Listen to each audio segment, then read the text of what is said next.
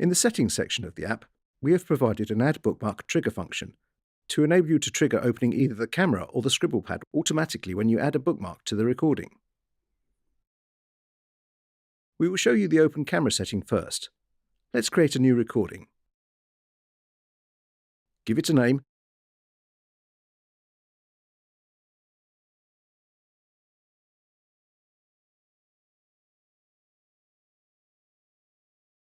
and choose an appropriate folder.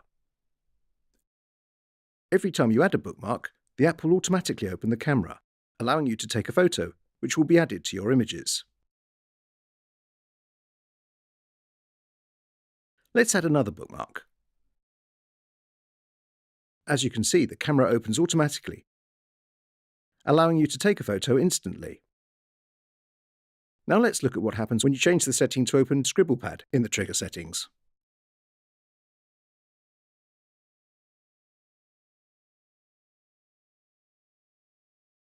Every time you bookmark, the Scribble Pad opens, allowing you to add drawings, diagrams, or equations, which again will be added to your images.